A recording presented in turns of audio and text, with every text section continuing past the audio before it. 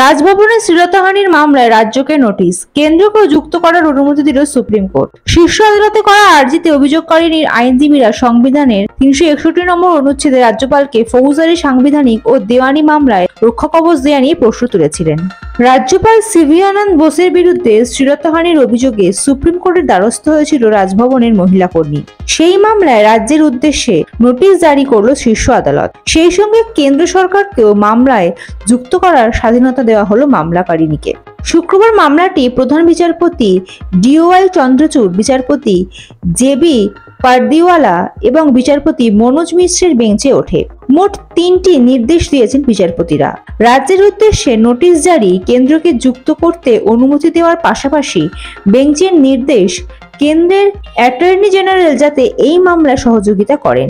গত 2রা মে রাজ্যপালের বিরুদ্ধে রাজভবনের অস্থায়ী এক মহিলা কর্মী যৌন হেনস্থার অভিযোগ এনেছিলেন, কিন্তু সাংবিধানিক রক্ষাকবচ থাকায় রাজ্যপালের বিরুদ্ধে এই ধরনের অভিযোগে তদন্ত করা যায় না বলে কোনো অভিযোগ দায়ের করেনি কলকাতা পুলিশ। খাতায় কলমে অভিযোগ দায়ের না হলেও মহিলার বয়ানের ভিত্তিতে অনুসন্ধান চালিয়ে গিয়েছিল কলকাতা পুলিশ। ডিসি সেন্ট্রাল বিষয়টি নিয়ে সক্রিয় হন বলেও লালবাজার সূত্রে জানা যায়। পুলিশ উদ্যোগ নিয়ে রাজভবনের সিসি ক্যামেরার কিছু ফুটেজ সংগ্রহ করে অভিযোগকারিনীর বয়ানের সঙ্গে মিলিয়ে দেখার চেষ্টাও করেছিল। সেই সঙ্গে মহিলাকে পুলিশের কাছে যেতে বাধা দেওয়ার অভিযোগে রাজভবনের কয়েকজন আধিকারিকের নামে মামলাও রুজু করেছিল পুলিশ, কিন্তু কলকাতা হাইকোর্টের স্থগিতাদেশে সেই তদন্ত বন্ধ হয়ে যায়। এরপরেই গত 23 জুলাই সুপ্রিম কোর্টে রিট পিটিশন দাখিল করেন নির্যাতিতা। শীর্ষ আদালতে করা আর্জিতে অভিযোগকারিনীর আইনজীবীরা সংবিধানের 361 নম্বর অনুচ্ছেদে রাজ্যপালকে ফৌজদারি, সাংবিধানিক ও দেওয়ানি মামলায় রক্ষাকবচ দেয়া নিয়েই প্রশ্ন তুলেছিলেন।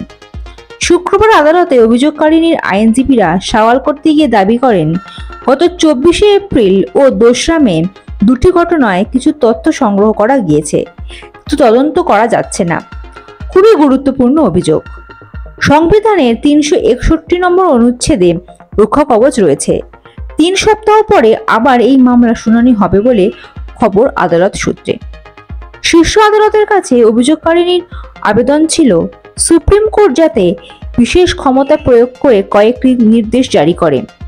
প্রথমত, জরুরি প্রয়োজনে তদন্তের স্বার্থে পশ্চিমবঙ্গের পুলিশ যেন রাজ্যপালের বয়ান রেকর্ড করতে পারে। দ্বিতীয়ত, অভিযোগকারিনীকে যেন সুরক্ষা দেয় পুলিশ। তৃতীয়ত, অভিযোগকারিনীর পরিচয় গোপন রাখা হয়নি, এই জন্য যেন তাকে ক্ষতিপূরণ দেওয়া হয়। চতুর্থত, 361 নম্বর অনুচ্ছেদে থাকা রক্ষাকবচ রাজ্যপাল কতটা ব্যবহার করতে পারেন তা নিয়ে বিধি তৈরি করুক শীর্ষ আদালত। Bureau report, ND Bangla news. সবার আগে সব খবর, সঠিক খবর পেতে ফেসবুক পেজটি ফলো করে এবং ইউটিউব চ্যানেলটি সাবস্ক্রাইব করে রাখুন আর শেয়ার করতে ভুলবেন না।